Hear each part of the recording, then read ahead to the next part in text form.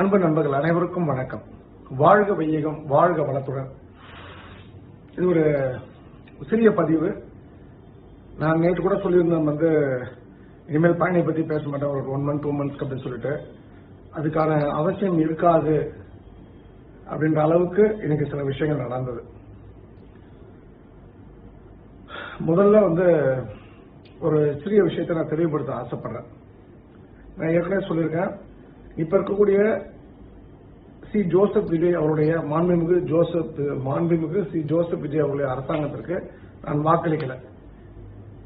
ஆனால் இன்னைக்கு நடந்த விஷயத்துக்காக அப்படின்னு பார்க்கும்போது நான் தவறு எடுத்துக்கணும் அப்படின்ற ஒரு குற்ற உணர்வு இருக்கின்றது. ஏன் அப்படின்னு கேட்டீங்கன்னா, அதுக்கான பதிவு தான் இந்த வீடியோ. இன்ஃபேக்ட் 2-3 பயங்கர நெருடான விஷயங்களா இருக்கு. இப்ப ஓமலூரோட ஒரு டிவிக்கு தோத்த கேண்டிடேட் எங்க பக்கத்து தொகுதியில் 2000 ரூபாய் கொடுத்தாங்க டிவிக்கு சார்பாக, நம்ம கொடுக்கலன்றது பெரிய செட்பேக் ஆயிடுச்சு அப்படின்னு ஒரு விஷயத்த சொல்றாரு. ஓபன் மைக்ல சொல்லியிருக்காரு, ஓபன் போரம்ல. அப்போ பணத்தால நாங்க வெற்றி பெறல அப்படின்ற ஒரு விஷயமும் அடிபட்டு போயிடுது. மோஸ்ட் பவர்ஃபுல் மினிஸ்டர் திரு ஆதவ் அர்ஜுனா அவர்களை சம்பந்தப்படுத்தி திரு மாரிதாஸ் அவர்கள் யூடியூப்ல சில விஷயங்கள்லாம் வெளியிட்டிருக்காரு. டிஸ்டர்பிங்கா இருக்கு. மூணாவது விஷயம், அதை விட ரொம்ப முக்கியமானது, திரு நிர்மல்குமார் இபி மினிஸ்டர். அவர் என்ன சொல்றாருன்னா, இதுக்கு முன்னாடி திமுக அரசாங்கம் என்ன நிலை எடுத்ததோ திருப்பரங்குன்றத்தில் அந்த நிலையை தான் நாங்கள் பின்பற்ற போறோம்னு சொல்லிட்டு. அது ரொம்ப வருத்தத்துக்குரிய விஷயம். அன்றைய காலத்துல ஒரு விஷயம் நிறுத்தப்படுது. அது வரைக்கும் திருப்பரங்குன்றம் மலை மேல தீபம் ஏற்றிருந்தாங்க. தீபம் ஏற்றுறது ஏதோ ஒரு சாதாரண நிகழ்வா கடந்து போட முடியாது. இன்னைக்கு டிவிக்கு அரசாங்கத்துக்குள்ள திருப்பரங்குன்றம் மலையில போய் பிரியாணி சாப்பிட்ட நவாஸ் கனி எம்பி, அந்த கட்சி கட்சி உறுப்பினர் ஒருத்தருக்கு மந்திரி பதவி கொடுத்திருக்காங்க. அதனால அவங்கள சாட்டிஸ்ஃபை பண்ண இன்னைக்கு ஒரு ஸ்டாண்ட் எடுக்கலாம். அது ரொம்ப தவறான ஒரு விஷயம். இதெல்லாம் ஒரு பக்கம் ஒதுக்கி வச்சிருவோம். இதெல்லாமே தவறுகள். இதெல்லாம் உண்மையா இருக்க பட்சத்துல அந்த ஓமலூர் கேண்டிடேட் பேசுறது உண்மை அப்படின்னா தவறு. திரு ஆதவ் அர்ஜுனா அவர்கள் பற்றி மாரிதாஸ் சொன்னது உண்மைனா அது ஒரு தவறு. 2-3 இடங்கள்ல பாலியல் குற்றச்சாட்டுகள், கட்டிங் பிரச்சனை, திண்டுக்கல்ல பெரிய பிரச்சனை, விக்னேஷ் அமைச்சருக்கு எதிர அவரை நீக்குங்க, இவரை போடுங்கன்னு சொல்லிட்டு. அப்புறம் அமைச்சர் கமலி அவங்க லஞ்சம் கேட்டாங்கன்னு ஒரு குற்றச்சாட்டு. எல்லாத்த விட ஒரு ஹிந்து சென்ட்ரிக்கா நான் பார்க்கும்போது திரு நிர்மல்குமாரோட ஸ்டேட்மெண்ட் ரொம்ப டிஸ்டர்பிங் ஸ்டேட்மெண்ட். இதெல்லாம் ரொம்ப பாதிப்புக்குரிய விஷயம். நம்ம எடுத்துக்கிட்டா கூட இதெல்லாம் அப்படியே ஓரமா வச்சிடலாம். ஏன் ஓரமா வச்சிடலாம் அப்படின்னு சொன்னா, அதுதான் இன்னைக்கு நடந்த விஷயம். இன்னைக்கு நடந்த விஷயத்த அப்படியே ஒன் பை ஒன்னா நான் சொல்றேன். இந்த துறையோட அமைச்சர் திரு ரமேஷ் ஸ்ரீரங்கத்திலிருந்து ஒரு சட்டமன்ற உறுப்பினராக தேர்ந்தெடுக்கப்பட்டவர். யங் சாப், ஒரு இன்ஜினியரிங் படிச்ச மனிதன் நினைக்கிறேன். இன்ஃபேக்ட் நான் கூட இவர் கேப்பபிள் இல்லைன்னு கூட நான் சொல்லியிருக்கேன் ஒரு 10 நாளைக்கு 15 நாளைக்கு முன்னாடி. ஆனால் இன்னைக்கு அவர் பண்ண விஷயம் நான் தவறா பேசுறதுக்காக நான் நிபந்தனையற்ற மன்னிப்பு கேட்கிறேன். என்ன பண்ணார்? முதல் விஷயம், அங்க இருக்கக்கூடிய ஜாயின்ட் கமிஷனர் மாரிமுத்து அவர் சேகர் பாபுவோட அடியாள். முன்னாள் HRMC மினிஸ்டர் இருந்த சேகர் பாபுக்கு right hand left hand collection agent. அவர் ஒரு 10 கலெக்ஷன் ஏஜென்ட்ல இவர் ஒரு ஏஜென்ட். ஏற்கனவே ஸ்ரீரங்கம் கோயில் இருந்தவர். அவர் மேல ஒரு குற்றச்சாட்டே உண்டு. ஸ்ரீரங்கம் கோயில் இருக்கக்கூடிய பட்டர் இவரோட மனைவிக்கு 10 பவுன் நெக்லஸ் வாங்கி கொடுத்ததாக செவி வழி செய்தி. நம்பர் 2, அந்த மாரிமுத்து அவர் பொதுவாகவே அதிமுகனாலே பிடிக்காது. அவர் சைவ வெள்ளாளர், பிள்ளைமார் அவர் இனத்தை சேர்ந்தவர். அந்த ஜாதி பற்று ரொம்ப ஜாஸ்தி. தான் ஜாதி தான் அறிவாளி, தான் ஜாதி தான் புத்திசாலி, மற்றவெல்லாம் முட்டா பயல்கள் அப்படின்ற மாதிரி எண்ணம் கொண்டவர் அப்படின்றது சொல்லப்படுகின்றது. தேர்ந்தெடுக்கப்பட்டவர் அவர் ஜாதி இல்லை.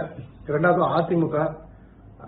3வது அவருக்கு இவருக்கும் பர்சனலா ஒரு 10 நாளைக்கு முன்னாடி ஏதோ ஒரு விஷயம் கேட்கும்போது ஒரு எரிச்சல் அடைஞ்சு பேசின மாதிரி ஒரு தகவல். அதெல்லாம் மனசுல வச்சுக்கிட்டு ஒரு அரசு நிகழ்ச்சியில லோக்கல் எம்எல்ஏ பழனி எம்எல்ஏவான ரவி மனோகரன் பேரே விட்டுட்டார். அவர் பேர் எங்கேயும் போடல, நோட்டீஸ்ல போடல. அவரோட ஆதரவாளர்கள்லாம் போயிட்டு இது மாதிரி அமைச்சர்கிட்ட சொல்றாங்க, இந்த மாதிரி லோக்கல் எம்எல்ஏ பேர் போடலன்னு. எம்எல்ஏ உடனே அந்த மினிஸ்டர் உடனே அந்த ஜேசியை கூட்டு சத்தம் போடுறாரு. பக்கத்துல கமிஷனர் இருக்கார், ஐஏஎஸ் படித்த கமிஷனர் இருக்கார், சத்தம் போடுறார். அதை விட நின்றுட்டா பிரச்சனை இல்லை. அதோட நம்ம கடந்து போயிடலாம். ஆனால் எம்எல்ஏ எங்கன்னா அவங்க நின்றுட்டு இருக்காரு, உடனே அவர்கிட்ட போய் மன்னிச்சுங்க, ஏடிஎம்கேல எந்த கட்சி உறுப்பினராக இருந்தாலும் அது இவங்க பண்ணது தப்பு, நான் மன்னிப்பு கேட்கிறேன் அப்படின்னு ஒரு விஷயத்த சொல்றாரு. இதுக்கு ஒரு பெரிய பெருந்தன்மை வேணும். அதுல அவர் சொன்ன விஷயம் என்னன்னா, இந்த அதிகாரிகள் பண்ண தப்பால இந்த அரசுக்கும் எங்க தலைவருக்கும் விஜய் அவர்களுக்கும் கெட்ட பேர் ஏற்படுது அப்படின்ற ஒரு விஷயத்தை சொன்னாரு. அது உண்மை. மாரிமுத்து என்ற ஒரு தனி மனிதனுக்கும் ரவி மனோகர் அவர்கள் கேட்ட நியாயமான கோரிக்கையை நிறைவேற்றி கொடுக்காதனால ஏற்பட்ட ஒரு வெறுப்பால இன்னைக்கு மாரிமுத்து இருட்டடிப்பு செய்தது சேகர் பாபுனா கலந்து போயிடுவார். ஓகே ஓகே மச்சான் உடு தலை அப்படின்னு சொல்லிட்டு போயிடுவார். ஆனால் இந்த அமைச்சர் தட்டி கேட்டார் பாத்தீங்களா, அதுக்கு ஒரு பெரிய சல்யூட் அவர். ரெண்டாவது விஷயம், ஏன் அவர்கிட்ட நான் மன்னிப்பு கேட்டேன் அப்படி சொன்ன அமைச்சர் நிபந்தனை மன்னிப்புனா, நான் எப்பவுமே நினைப்பேன் இவங்க எல்லாம் இந்த சேகர்பாபு எல்லாம் பாத்தீங்கன்னா அங்க போய் 20 நாள் நிக்கிறாங்க, திருச்செந்தூர்ல 10 நாள் நிக்க முடியாதான்னு கேட்டான் பாருங்க. சேகர்பாபுடைய மனைவி சேகர்பாபுவோட கோயிலுக்கு போகும்போது அவங்களுக்கு ஒரு நேச்சர் கால், ஒரு யூரின் வருது, எனக்கு வாந்தி வருது, நான் இது வெளில போனோம் அப்படின்னும் போது போக முடியாம கூட்டத்தில் நசுக்கி, அப்புறம் சோறு இல்லாம தண்ணி இல்லாம சங்கடப்பட்டு, ஒரு காபி டீ குடிக்காம சங்கடப்பட்டு, சாப்பிதாலும் கூட பேசாம இருங்கன்னு போன கவர்மெண்ட்ல பண்ண மாதிரி போன கவர்மெண்ட்ல பண்ணாங்க. அது போல சேகர்பாபு சங்கடப்பட்டு தான் அந்த பெயின் தெரிஞ்சிருக்கும். சேகர்பாபு ஒரு நாள் கூட எந்த கோயிலுக்கும் போய் கியூல நின்று சாமி கும்பிட்டு, அவர் பரவாயில்ல பெரிய முதலமைச்சருக்கு மூத்த மகன் மாதிரி வருவார். அதாவது முதலமைச்சர் சொல்றது கலைஞர் கருணாநிதியோட மூத்த மகன், முக்கால வரைக்கும் முன்னாடி ஒரு பிறந்த மகன் மாதிரி வருவாரு. எல்லா அந்த ஆபீசர்ஸ் எல்லாம் ஐஏஎஸ் படிச்சவங்களாம் உங்களுக்கு ரொம்ப சங்கடமா இருக்கும். அப்படியே வாயை பொத்திக்கிட்டு இன்னும் குறுநில மன்னர் மாதிரி அவங்க எல்லாம் சேனாதிபதி அப்படியே சேவர்கள் மாதிரி அப்படியே ஓடணும், பின்னாடி ஓடணும். அப்படிப்பட்ட அந்த சேகர்பாபு பண்ணாத விஷயத்தை இவர் பண்ணாரு. என்ன பண்ணாரு அப்படின்னா, 2 மணி நேரம் கியூ நின்று சாமி கும்பிட்டுருக்காரு. பப்ளிக் எப்படி போவாங்க அதே மாதிரி போயிருக்காரு. போகும்போது சில விஷயங்களை அப்சர்வ் பண்ணிருக்காரு. குறிப்பான விஷயம் என்னன்னா, உட்கார இடத்துல காத்து கிடையாது, தண்ணி கிடையாது. தண்ணி டெஸ்ட் பண்றதுக்கு மீட்டர் பாக்குறாரு, எவனும் டெஸ்ட் பண்ணல. இது ஏன் இங்க குப்பை இருக்கு, அது ஜேசிக்குன்னு தெரியல. என்னடா கவர்மெண்ட் ரன் பண்ண, என்னடா அட்மினிஸ்ட்ரேஷன் பண்றீங்கன்னு ஒரு கேள்வி அவர் கேட்கிறார். எவ்வளவு தலைவணி நிக்கிறாங்க. ஏன்னா அந்த நாய் எல்லாமே கலெக்ஷன் ஏஜென்ட் தானே இருந்திருக்காங்க. எல்லாம் திமுகவோட எக்ஸ்டெண்டட் ஃபேமிலி தானே அங்க இருக்கவங்க அத்தனை பேருமே. அங்க பணம் வாங்குற அத்தனை பேரும் திமுக எக்ஸ்டெண்டட் ஃபேமிலி மெம்பர்ஸ் தானே. அப்ப அவங்களுக்கு என்ன இருக்கு, மக்கள் மயிரா போச்சு, நமக்கு பணம் வருதா, நம்ம இருக்க வரைக்கும் சுட்டிட்டு போகணும்னு சொல்லி ஒரு சிலர், எனக்கு பேர்லாம் தெரியாது, அவங்க இவங்க நல்லவங்கன்றது செய்தி வழி செய்தி. எனக்கு சில விஷயங்களை சில பேர் தெரிஞ்சிருக்கலாம். அப்போ அவங்க நாய் ஒண்ணு இருக்கு, உட்காந்துக்கிற நாய் கிட்ட என்னடா ஆகுது, நாயை யாரா விட்டானா அதுக்கு ஒரு சூப்பரண்ட் தலை சொல்லுங்க. ஏன்னா அவன் ஏன் உன்ன பாக்குறான், அவன் மக்கள் வந்தாதானே அவனுக்கு பணம், அவங்ககிட்ட வந்தாதானே பணம். அவன் ஏன் சங்கடப்படுற இடத்துல போய் நிக்க போறான். மூச்சு முட்டி அவன் செத்தாதான் அவனும் பொண்டாட்டி அவன் பிள்ளைங்க நின்னாதானே தெரியும். எல்லாம் நேரா வருது. இன்னைக்கு எல்லா பயவர்களும் ட்ரெஸ் போட்டுக்கிறாங்க, யூனிஃபார்ம் போட்டு. இது வரைக்கும் பயணிகள் அவங்க யூனிஃபார்ம் போட்டதா சரித்திரமே கிடையாது. இதுக்கு ஒரு சேர்மன் தக்கார், ஒரு மண்ணாங்கட்டி, ஒரு புண்ணாக்கு பையில சேர்மனா போட்டு எல்லாம் தர்மத்துக்கு ஏதோ கோயில் கட்டி விட்டுருக்காங்க, இது ஒரு எவனா இருந்துங்கன்ற மாதிரி போன கவர்மெண்ட்ல பண்ண அநியாயம். அந்த சேர்மனுக்கு என்ன நடக்குதுன்னு தெரியாது. அவரே ஒரு பொண்டாட்டி பிள்ளைங்க ஒரு 100 பேர் சாமி கும்பிடணும், 100 பேர் சாமி கும்பிட்டு கீழே இறங்கணும், அவ்வளவுதான். அவங்க போகும்போது மரியாதை இருக்கணும், இறங்கும்போது மரியாதை இருக்கணும். இதுக்கு தக்காரா, அது எவ்வளவு பெரிய உயர்ந்த பொறுப்பு, எவ்வளவு அழகா பார்க்கணும். அப்ப இந்த அமைச்சர் அதை பார்த்திருக்காரு. இன்ஃபேக்ட் எனக்கு இன்னைக்கு கூட ஒரு செய்தி வந்தது. என்ன செய்தினா, இந்த சுரேஷ்னு ஒரு ரோப் கார்ல ஒரு பையன் இருக்கான்.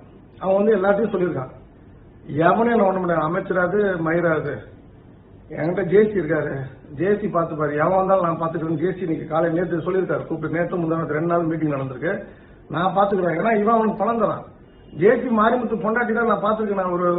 ஒரு 3 அடியில ஒரு சிலிண்டர் டிங் மாதிரி அவ கூட போனது. அந்த அம்மா என்னன்னு முருகனோட பொண்டாட்டி வள்ளி அனுப்பி இருக்கிறவன் எல்லாமே கேவலமானவன், கீழ்த்தரமானவன், ஒரு சூடு சொன்ன இல்லாதவன். இவங்க என்ன இவரும் ஒரு ராணி மாதிரி மகாராஜா மாதிரி போறது கூட எல்லாம் ஒரு 20 அதிகாரிகள் ஓடி போறாங்க. சாதாரண சாமி கும்பிட பழனி கோயில்ல இவனுக்கு என்ன அவ்வளவு தலகணும்.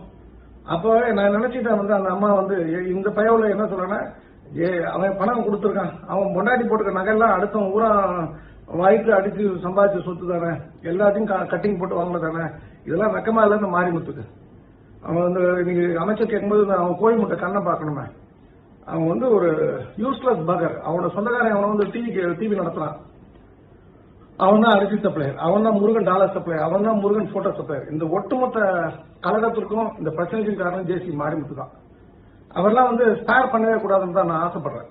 ஸ்ரீரங்கத்தில் அடிச்ச கொள்ளை இல்லாம இப்ப இங்க வந்து உட்காந்துருக்கான் அந்த பழனி கோயில்ல. இவனெல்லாம் என்ன பண்ணணும்னா இந்த மாதிரி ஆட்கள் எல்லாம் எனக்கு தெரிஞ்ச வரைக்கும் எங்க ஊர் திருவாலைத்தூர்னு ஒரு கோயில் இருக்கு. அது மான்யூமெண்ட், அது வந்து சோழர் கட்டின முதல் கோயில். தஞ்சாவூர் பெரிய கோயிலுக்கு முன்னாடி திருநெல்வேலியில் வந்து முதல் கோயில் கட்டுறாங்க. அந்த கோயில்ல ஒரு பிராமணர் இருக்கார், படு சுத்தமான பிராமணர்,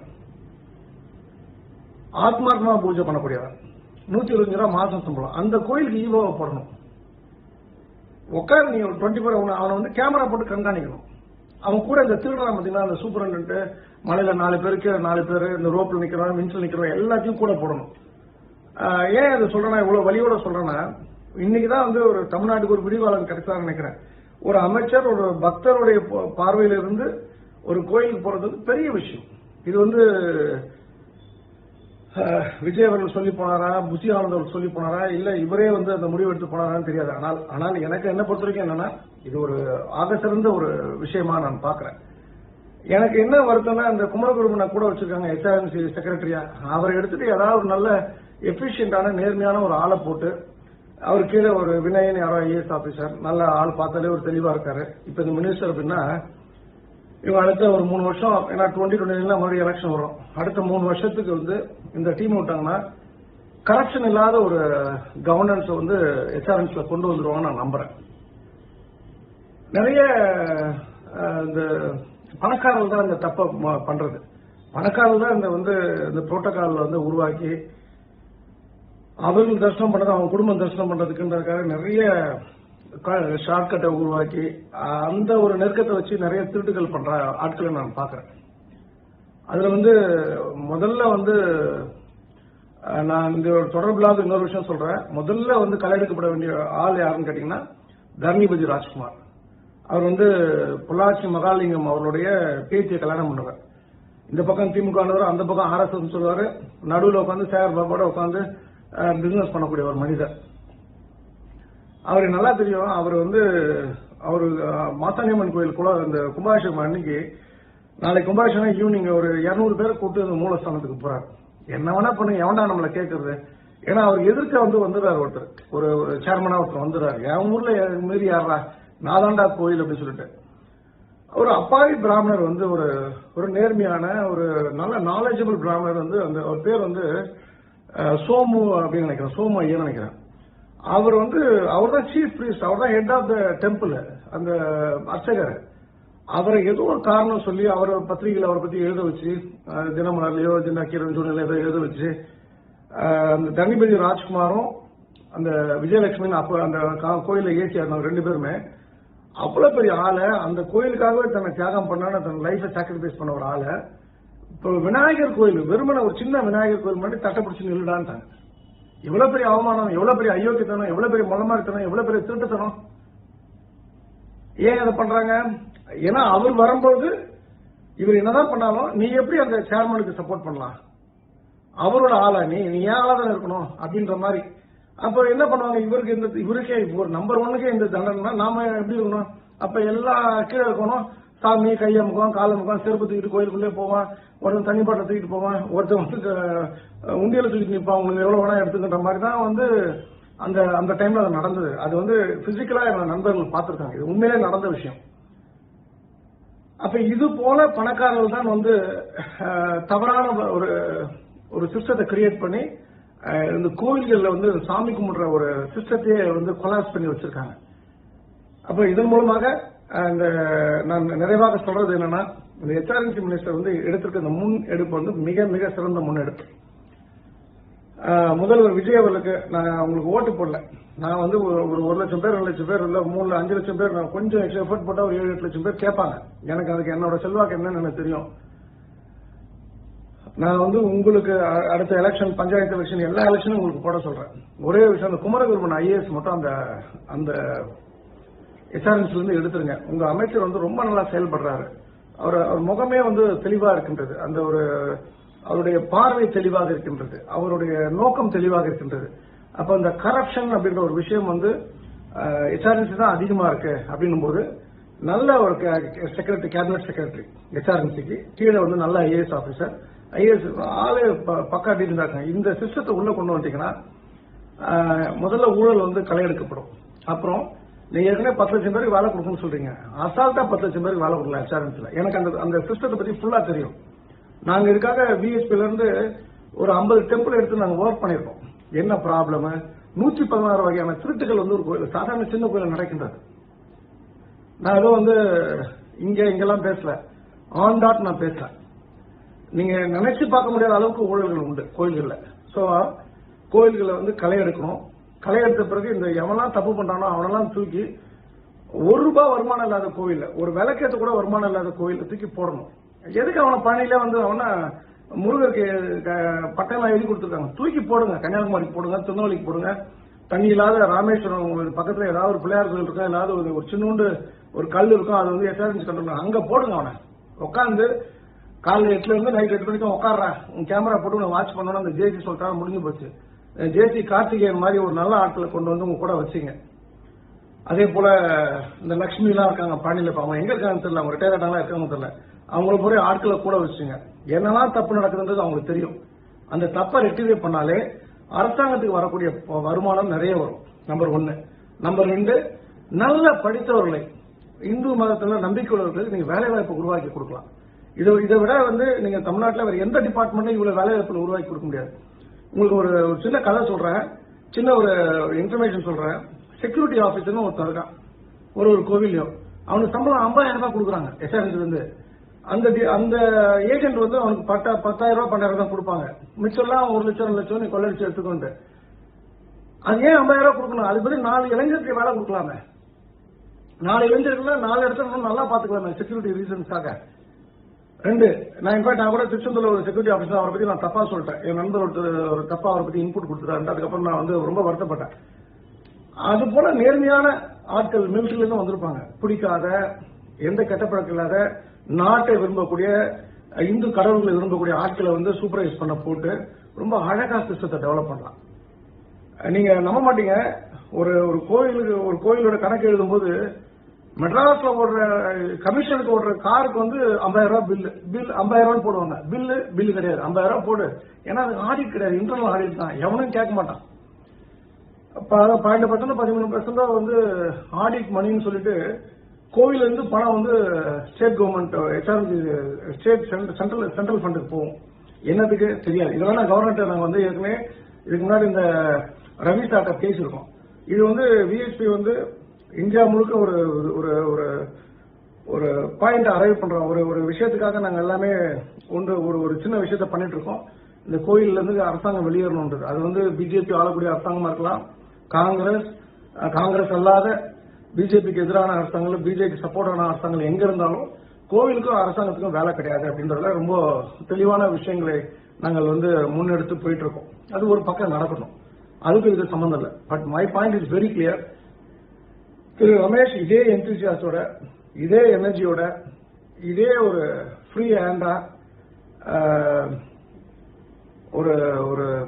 ஒரு பாதையை வகுத்து போறாருன்னா அவர் பின்னாடி லட்சக்கணக்கான இந்துக்கள் வருவாங்க. இன்னைக்கு நான் சொல்றேன், இந்துக்கள் தெரியாம அப்படியே டிவிக்கு ஓட்டு போட்டாங்கன்னு நீங்க ஃபீல் பண்றாங்க. ஏன்னா இது வந்து கிறிஸ்டியானிட்டியா இருக்கு, ஷெட்யூல் காஸ்ட் மக்களுக்கு தான் ப்ரிஃபரன்ஸ் இருக்குன்ட்டு. ஹிந்து ஓட் பேங்க் வந்து தெரியாம வந்த ஓட்டு. அது தெரிஞ்சு வரணும்னா ரமேஷ் அவர்கள் நினைத்தால் மட்டும்தான் அது சத்தியமாக சாத்தியம். உண்மையிலே ரமேஷ் இதே போல அடுத்த ராமேஸ்வரம், அடுத்த திருவண்ணாமலை, மதுரை மீனாட்சி அம்மன் கோயில், சமயபுரம் மாரியம்மன், மேல்மருவன் அங்காள பரமேஸ்வரி, இது போல ஒரு 25 கோயில்கள் வந்து ரொம்ப ஸ்ட்ராங்கான கோயில் இருக்கு. சிறுவாபுரி இருக்கு, திருத்தணி முருகர் இருக்காரு. அது போல எல்லா கோயில்களையும் அவர் கண்ட்ரோல்ல கொண்டு வந்துட்டாருன்னா இதுல இருக்கக்கூடிய உபரி வருமானம், உபரி விஷயங்களை வந்து பணம் இல்லாத கோயிலுக்கும், சம்பளம் கொடுக்க முடியாத, அக்சுவலி கொடுக்க முடியாத சூழ்நிலை இருக்கக்கூடிய கோயிலுக்கும் நம்ம பணத்தை கொண்டு போகலாம். நல்ல பேர் கவர்மெண்ட் கிடைக்கும், நிறைய இளைஞர்களுக்கு வேலைவாய்ப்புன்ற ஒரு விஷயத்தை உருவாக்க முடியும். எனக்கு தெரியும் திரு விஜய் அவர்கள் வந்து நீங்க லஞ்சம் வாங்கக்கூடாது அப்படின்னு அவருடைய ஃபாலோவர்ஸ் சொன்னாங்கன்னா லஞ்சம் வாங்க மாட்டாங்க. இந்த மாதிரி ஒரு உணர்வு வந்து, இந்த மாதிரி ஒரு ஃபீலோட வேற ஏதாவது கட்சியில இந்தியாவில் வந்து ஒரு ஆள் இருக்காங்கன்னா கிடையாது. எல்லாம் சொல்லலாம், நாங்க வந்து கரப்ஷன் ஃப்ரீ, அந்த ஃப்ரீ, இந்த ஃப்ரீ, சொல்றது சுகர் ஃப்ரீ, இந்த சொல்றேன். அதெல்லாம் நடக்கவே நடக்காது. ஆனால் திரு விஜய் அவர்கள் அவருடைய ரசிகர்கள், அவருக்கான ரசிகர்களுக்கு நீங்க லஞ்சம் வாங்கக்கூடாது, நேர்மையான ஒரு விஷயத்த பண்ணணும்னு சொல்லிட்டு அவர் அப்பாயின்மெண்ட் ஆர்டர்ஸ் வந்து ஹெச்ஆர்என்சி ஜாப்காக கொடுக்குறாருன்னா அந்த மக்கள் பணம் வாங்காம இருப்பாங்க. என்னுடைய ஒரே ஒரு ரிக்வஸ்ட் என்னன்னா, நீங்க வந்து உணவு இன்னைக்கு வந்து மினிஸ்டர் வந்து பணியில உணவை செக் பண்ணிட்டு இருக்காரு, ரோப்காரு எல்லா விஷயங்களையும் பாக்குறாரு. அவர் பார்க்காத நிறைய விஷயங்கள் இருக்கு. அதுல முக்கியமான விஷயம் அங்க இருக்கக்கூடிய அதிகாரிகள். நீங்க வந்து நீங்க அங்க வந்து இருக்கக்கூடிய போலீஸ் ஸ்டேஷன் ப்ராப்ளமேட்டிக்கான போலீஸ் ஸ்டேஷன், அங்க இருக்கக்கூடிய ரெவென்யூ டிபார்ட்மெண்ட் ப்ராப்ளமேட்டிக், அங்க இருக்க கலெக்டர் ஆபீஸ்ல இருக்கக்கூடிய set of people problematic people for Palani as far as with respect to Palani temple court எல்லாமே சேர்ந்து பழனி டிஸ்டர்ப் பண்ணாதீங்க. திருப்பதியில் எப்படி நேரம் போக முடியுமா? அந்த டைம்ல தான் போக முடியும். மற்ற எல்லாம் எவனா இருந்தாலும் உள்ள ஒரே கியூல தானே வரணும். அது போல ஒரு சிஸ்டத்தை நீங்க பழனியில உருவாக்கணும். அந்த ரோப் கார்ல மின்ஸ்ல போகலாம். ப்ரிஃபரன்ஸ்லாம் வேண்டாம். ப்ரிஃபரன்ஸ் வந்து ஏதோ ஒரு ஹாஃப் அன் அவர் டைம் வச்சுக்கலாம். அந்த டைம்ல விஐபி வந்தா, மற்றபடி யார் வந்தாலும் அந்த கார்ல எப்படி உள்ள வரக்கூடாதுன்னு இருக்கும். அதே போல ஒரு சிஸ்டத்தை நீங்க ஃபாலோ பண்ணுங்க. இன்னைக்கு சிவகார்த்திகேயன் வராரு, அவர் உடனே ஒரு ப்ரிஃபரன்ஸ் கொடுத்து சாமி கும்பிட்டு அவரும் அவர் கொண்டாடி போறாரு. நல்ல நடிகர், நம்ம மாட்டு கருத்தே கிடையாது. அவருக்குள்ள ப்ரிஃபரன்ஸ் வந்து ஏன் வந்து ஒரு சாதாரண பக்தனுக்கு இல்ல? அவன்கிட்ட பணம் இல்லைன்றதுனாலயா? அவன் சினிமாவில் நடிக்கலன்றதுனாலயா? அப்போ ஓர வஞ்சனால இது சினிமா நடிகனுக்கு ஒரு ஸ்பெஷல் தர்ஷன், சினிமா இல்லாத ஏழை பக்தனுக்கு ஒரு ஸ்பெஷல் ஒரு நார்மல் தர்ஷன்னா அந்த வேறுபாடுக்காக தான் நான் இன்ஃபேக்ட் கேஸ் போட்டிருக்கேன். அது ஒரு தனியா இருக்கட்டும். நீங்க பண்ணக்கூடிய விஷயத்துக்கு நல்ல விஷயங்களா நான் என்ன விட்டா நான் பாராட்டு நினைச்சேன்னா எனி எக்ஸ்டென்ட் போய் நான் பாராட்டக்கூடிய ஆளு. அதுக்காக பாராட்டு கூட்டமே வைக்கணும் கூட நாங்கள் தயார், எங்களுடைய அமைப்பு சார்பாக. நீங்க வந்து பண்ண வேண்டிய முதல் விஷயம், அந்த ஜேசி மாரிமுத்தை தூக்கி திருநெல்வேலியில வந்து ஏதாவது ஒரு கோயில் வந்து ஒரு என்ன சொல்றது, ஒரே ஒரு தூண் மட்டும் இருக்கு. அந்த தூணுக்கு கீழே போட்டு உட்கார வைங்க. இல்லைன்னா அவர் வந்து டி ப்ரமோட் டிசி ஆக்குங்க, ஏசி ஆக்குங்க, இல்லைன்னா வந்து இன்ஸ்பெக்டர் ஆக்குங்க. அதுதான் அவருக்கு ஏன்னா அந்த அளவுக்குலாம் வந்து சொல்லி மாறாது. ஒரு சாதாரண ஒரு சுரேஷ் சொல்றா வந்து அவருக்கு நான் பணம் கொடுத்துட்டேன், அவர் என்ன ஒன்றும் பண்ண முடியாது, நான் இருக்கேன் பாத்துக்கிறேன், மினிஸ்டர் சிஎம் வந்தாலும் நான் பாத்துக்கிறேன் அப்படின்னு ஒருத்தர் சொல்றான்னா, ஒரு ஜேசி சொல்றா, அப்ப என்ன தெனாவட்டு திமுரு? இதுதானே அவங்க வந்து இந்த கலெக்ஷன் ஏஜென்டா தானே அவங்க இதுக்கு முன்னாடி இந்த அமைச்சர்கிட்ட இருந்திருக்காங்க. அப்ப அதை நம்ம புரிஞ்சுக்கணும். அப்ப இது போல கரப்டட் பீப்புளை வந்து கேன்சர் மாதிரி வெட்டி தூக்கி போடுங்க, இல்ல விஜிலன்ஸ் ரெஃபர் பண்ணி அவங்க சொத்தெல்லாம் வந்து டேக் ஓவர் பண்ண வைங்க. ஏன்னா அவனுக்குலாம் கூச்சலாசமே இல்லை. வந்து அடுத்தவன் வாங்கி கொடுக்குற ஒரு பொருளை தூக்கி தான் பொண்டாட்டி கழுத்துலையும் கையிலையும் போட்டு போறான். அதோட வெக்கக்கேடு என்ன இருக்கு? அவன்லாம் வந்து உண்மையில அவனுக்குலாம் பொண்டாட்டிலாம் வேணுமா? அவனுக்குலாம் கொஞ்சம் மனசாட்சி வேணாம். அயோக்கிய பயலுக்கு இவங்களை வந்து பிள்ளை மாறன் ஜாதி பெருமை வேற பண்றது அத்தனையும் திருத்துக்கணும், அயோக்கியத்தனம். இந்த இதுல வந்து இந்த மண்ணுக்கு இவன் இப்படி இருந்தானா அப்ப தலைவன் திருடுறானா கீழே இருக்கணும் திருடுவா இல்லையா? அப்ப அமைச்சர் சரியா இருந்து கீழே இல்ல, சிஸ்டம் சரியா இல்லை அப்படின்னா அமைச்சர் நாளைக்கு கெட்ட பேர் வரும், அரசாங்கத்துக்கு கெட்ட பேர் வரும், அமைச்சர் முதலமைச்சருக்கு கெட்ட பேர் வரும். அது நடக்கக்கூடாதுன்னா யாரெல்லாம் கரப்ட் அப்படின்னு சொல்லிட்டு கிளீனா வந்து லிஸ்ட் அவுட் பண்ணுங்க. உங்களுக்கு தெரியும் நேர்மையான ஆள் யாருன்னு சொல்லிட்டு அவங்க மூலமா கேளுங்க. ஒரு பையில வைக்காதீங்க. அதே போல இந்த செக்யூரிட்டி கார்ட்ஸ் இருக்காங்க இல்லையா, ஃபுல் செக்யூரிட்டி கார்டு எல்லாத்தையும் மாத்துங்க. அந்த வண்டி பேட்டரி கார்ல இருக்கு 50 ரூபா கேட்கறாங்க. அது ஃப்ரீ. அது சென்னை இருந்து அவன் ஒரு 100 பேர் வாங்கி கொடுத்துருக்காங்க. அதுல ஏற்றி கொண்டு போறது மட்டும் தான் அவனுக்கு சம்பளம் கொடுக்குறாங்க. ஆனால் அதுல ஏற்றி இறக்குனா 50 ரூபா டீ கொடுங்க, 2 பேருக்கும் ஆளுக்கு 50 ரூபா கொடுங்க, 100 ரூபாய் கொடுங்கன்னு கேட்கறாங்க. அப்ப இந்த சம்பந்தப்பட்ட எல்லாரையும் மாத்திட்டு யங்ஸ்டர்ஸ் கொண்டு வாங்க. அது உங்க கட்சிக்காரனா கூட இருக்கட்டும். சிஎம் சொல்லிட்டானா லஞ்சம் வாங்க மாட்டாங்க. அப்போ அந்த மாரிமுத்து வந்து இன்னைக்கு வந்து சாப்பிடுறான், தின்ற சாப்பாடு வந்து இது மாதிரி கோயிலை ஏமாத்தி தின்றது. அதே போல அவன் பொண்டாட்டி போட்டுக்க நகை, அந்த உடம்புல போட்டுக்க துணி, எல்லா துணியும் வந்து இது மாதிரி லஞ்சத்துல வாங்கினது. அந்த பொம்பளைகளாம் கூசாதா, உடம்பு கூசாதா? அதெல்லாம் வந்து ஒரு கூலி கொடுக்குற விஷயம் இல்லையா ஐயோக்கியப்ப? அப்போ இந்த மாதிரி ஆட்களை வந்து நீங்க எடுக்கிறதுக்கு நாங்கள் எப்போதுமே இந்த அரசாங்கத்துக்கு துணையா இருப்போம். நீங்களுக்கு இந்த விஷயத்த மட்டும் பண்ணிட்டீங்கன்னா உங்கள் பாதம் தொட்டு நான் நன்றி சொல்றோம். நான் ஆயிரக்கணக்கான பேரை கூட்டு வந்து விஜய் அவர்கள் போகும்போது அந்த ரோட்ல வந்து விழுந்து வணங்குறோம். இது போல ஒரு அரசாங்கம் இல்லை என உறக்க சொல்லுவோம். நாங்கள் எல்லாரும் ஒன்றாக இருந்து. இது ரொம்ப எமோஷனலா நான் ஏன் சொல்றேன்னா, அந்த அளவுக்கு சேகர் பாபு இந்த டிபார்ட்மெண்ட் ஆக்கி வச்சிருக்காரு. இது இந்த திமுக தோற்றதுக்கு காரணமே சேகர் பாபு தான். ஸ்டாலின் சாரும் ஒரு நல்ல மனிதர், ரொம்ப ரொம்ப பயந்த சுபாவம். அவரை எல்லாரும் தப்பா சொல்றாங்க. நான் அவர் பிசிக்கலா மூவ் பண்ணிருக்கேன். ஏற்கனவே ஒரு மாதிரி சொல்லிருக்கேன். கேசி பழனிசாமி அவருடைய பிரதர் வந்து கீழே வந்து அடிபட்டுடுது. உடனே கேசி பழனிசாமி போன் பண்றாங்க, நான் பக்கத்துல இருக்கேன். நான் இன்னைக்கு இவர் பதறி போய் பேசுறேன், ஒன்னும் ஆகல அப்படின்னு. இது பழனிசாமி அவர்களுக்கே தெரியாது. இந்த இது மாதிரி நான் பக்கத்துல இருந்து அவருக்கு தெரியாது. அப்போ அந்த அளவுக்கு ஒரு நேசம் உள்ள ஆள். வெளியில வந்து அவர் ஏதோ ஒரு கோமா சில விஷயங்கள் செய்கைகள் வேணா அவர் மேல தப்பா மக்கள் சித்திக்கலாம் மொழிய. இந்த அந்த கவர்னன்ஸ்ல கொஞ்சம் இது போல தப்பான சேகர் பாபு, மா சுப்பிரமணியன் போன்ற தாமா அன்பரசன் போன்ற தப்பான ஆட்களை கூட வச்சு அவங்க வந்து ஒரு கட்சியை டிசாஸ்டர் ஒரு லெவலுக்கு கொண்டு போனதுக்கு வந்து அவங்க தான் காரணம் ஒழிய அவங்கள பூர்ணமா நம்பின ஸ்டாலின் காரணமா இருக்க முடியாது. சோ அந்த வகையில அந்த கட்சி ஆட்சிக்கு வராம போனது காரணம் சேகர் பாபு தான் குற்றச்சாட்டு. ஏன்னா அவர் பண்ண ஊழல், HRMC ஊழல் கடைசி வரைக்கும் வாயில வரல. நான் ஜனாதிபதியோட ஓப்பனிங்ல அண்ணாமலை அவர்களை வச்சுட்டு நான் சொன்னேன், அண்ணாமலை 2-3 பேர் பேசணும். அதை நான் சொன்னேன். நான் ஊழலோட உச்சகட்டம் HRMC தான் சொன்னேன். தைரியமா சொன்னேன். என் கூட வைகை செல்வன் முன்னாள் அமைச்சர் இருந்தார் அந்த ஸ்டேஜ்ல. நான் ரொம்ப தைரியமா போல்டா அந்த விஷயத்த சொன்னேன். அதுதான் உங்களுக்கு சொல்றேன், ஊழல் நீங்க பணம் வாங்கலாம் கூட, நீங்க இந்த ஊழலை தடுக்கலன்னா உங்களுக்கு கெட்ட பேர் வரும். மாரிமுத்துலாம் கேன்சர் போன்ற அறுத்து எழியப்பட வேண்டிய ஒரு மனிதர். அவர் கூட யாரெல்லாம் லிங்க்ல இருக்காங்களோ, யாரெல்லாம் பணம் கொடுக்கல் இருக்காங்களோ, எல்லா சூப்பரண்ட் இன்ஸ்பெக்டர் எல்லா பயவலையும் தூக்கி போடுங்க. உங்களுக்கு என்றென்றும் இந்து சமுதாயம் நன்றியோட இருக்கும். நன்றி, வணக்கம். சர்வம் கிருஷ்ணார்ப்பணம். ஸ்ரீராம் ஜெயம்.